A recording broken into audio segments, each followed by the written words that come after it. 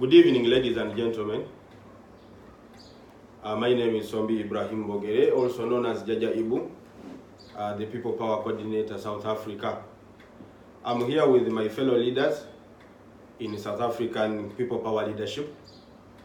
And we have gathered here in this meeting, first of all, to talk about matters of national importance as Ugandans, and also to talk about the issues, the unfortunate developments that unfolded yesterday back home in Uganda.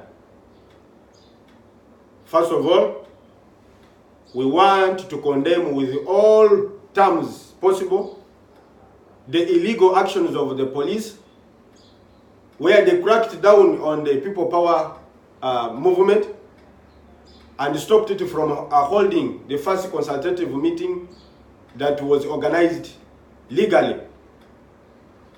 This meeting was organized legally, and all the lawful channels we went through, and the Electoral Commission cleared us to continue with the consultative meetings. It is unfortunate that the police decided to intervene and start acting illegally, and hence arresting and torturing our colleagues and supporters of the People Power movement. We condemn these actions so much.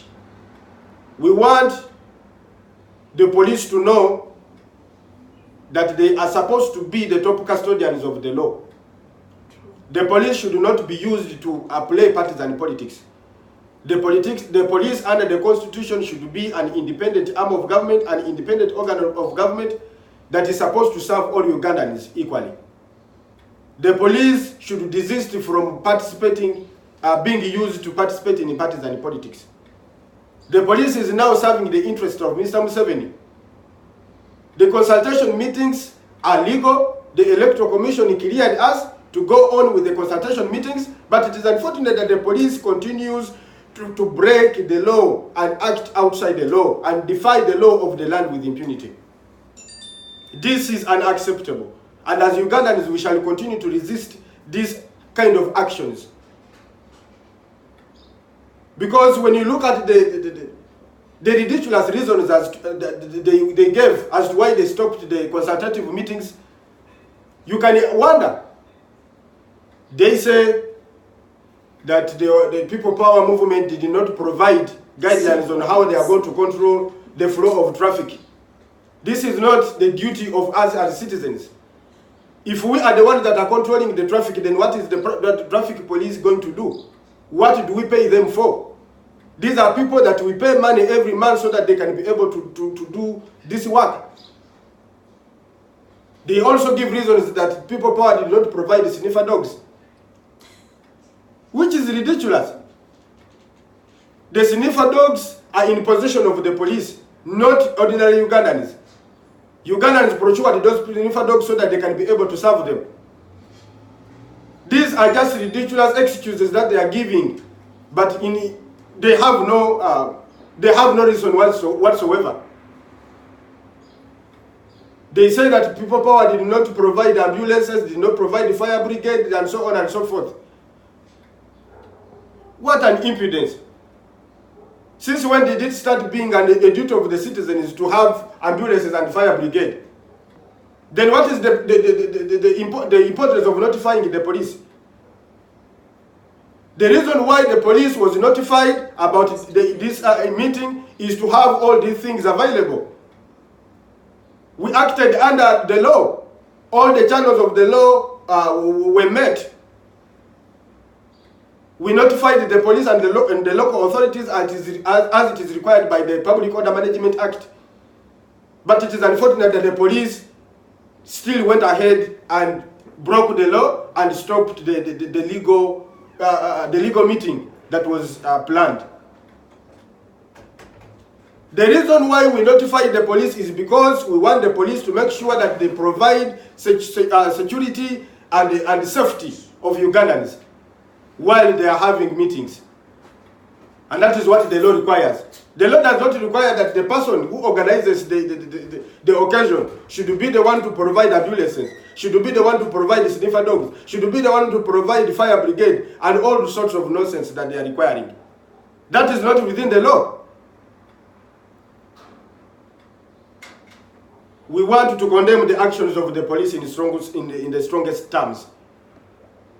This, of course, we know that these are only designed, these are efforts that are being made by Mr. Museveni to crack down on the opposition and crack down on Mr. Kyagulanyi to make sure that they break our spirit or to make us relent. But we shall not relent. No. We entered this struggle with all our lives. We entered this struggle with all what we have. And we are ready to fight in this struggle until we have achieved our freedom or die trying to achieve our freedom. Perfect. Ladies and gentlemen, when we look at the Presidential Elections Act of 2005, Section 3, Article 3, subsection 3 states that while consulting, the aspirant shall introduce him or herself to the commission and notify the relevant local authorities and the police of the area to which he or she goes. There's nowhere where the law says that the person that organizes the event shall come with ABCD, sniffer dogs, shall come with ambulance, will come with the fire brigade, will come with the commandos and the marines and all sorts of nonsense that the police is asking from the people power. We are just ordinary citizens. Where do you expect us to get sniffer dogs? We are just ordinary citizens. Where do you expect us to have fire brigade? And what is the purpose of the fire brigade that we bought that is in the possession of the police? Because those fire brigades were not bought by them. They were bought by us as taxpayers. We are the taxpayers. Those things are supposed to be there to serve us. So, they also gave reasons that the Gayaza venue was an open venue. That meetings should be only held in enclosed venues. We are challenging the police to provide anywhere where it is written in the law that consultative meetings should only be held in enclosed areas. Let the police spokesperson, Mr. Enaga, come out and provide the line, one line like this within the law that provides that consultative meetings can only take place in enclosed venues. This is ridiculous. And these are the reasons they have been giving as to why they cannot allow the Honorable Kyagulanyi and Bobi Wine to hold musical concerts. They gave reasons that the Honorable Kyagulanyi should first of all provide marines, should provide divers, should provide the commandos, should provide the sniffer dogs, should provide ambulance, should provide a fire brigade, and should provide the first aid kit. First aid people that are going to attend to people in case they have injuries. But we have not seen anywhere in Uganda where a concert is held and those things are available. So I wonder whether there are special laws that deal with one of the Kyagulanyi's concerts that do not apply to other musicians. So these are just ridiculous excuses. And they are the same excuses now they are shifting to why they cannot allow Honorable Kyagulanyi to have consultative meetings, even though the Electoral Commission legally cleared the Honorable Kyagulanyi to continue with the consultative meetings. Ladies and gentlemen, we knew that the reason as to why Mr. Museveni cannot allow Bobi Wine, or we know that the reason why Mr. Museveni cannot allow Bobi Wine to have concerts is because he is scared that Bobi Wine, first of all, is the most loved person in Uganda. And when he talks, people listen. So Mr. Museveni is so insecure, he thinks that Mr. Bobi Wine can mobilize people from the concert to go and start a revolution. That is his fear. All these things that they are coming up with, these excuses that they are bringing up, these are just diversionary. But the truth of the matter is that Mr. Museveni fears that Bobi Wine can use the people in the concert to start up an uprising against his government. That is the fact of the matter. That is the truth that they don't want to say. And also, they want to make sure that they frustrate the income of Mr. Museveni to suffocate Mr. Kyagulanyi economically. You heard recently when Mr. Museveni came out and said the reason why they don't allow Bobi Wine to hold the concerts is because Bobi Wine goes around in the world telling people, investors, not to bring money in Uganda, not to invest in Uganda. But which investor is going to come and invest in a country where there is no rule of law? Which investor is going to come in the country and invest money in a country where there is no respect for democracy? Which investor is going to bring his money and invest in a country where there is lack of human rights, respect for human rights and dignity? When these things are not available, where there is no respect for human rights, where there is no respect for democracy, it means the stability of that country is uncertain. And there is no person that is going to bring his billions of money and invest in a country where the stability of the country is uncertain. So Mr. Museveni is the reason why investors cannot bring money in Uganda. So he should not shift the blames and blame someone else, or Bobi Wine or anybody else. Mr. Museveni is the reason why the economy is bad. Bobi Wine has only been in politics for 2 years. How is it his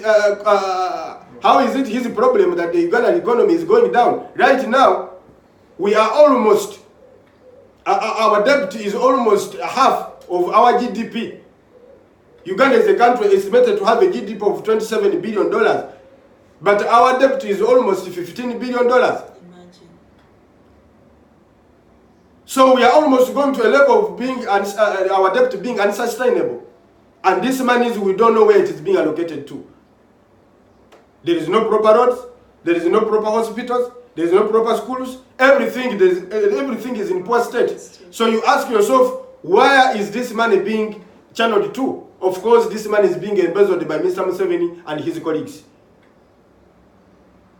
Fellow Ugandans, we want to urge you that time to rise is now.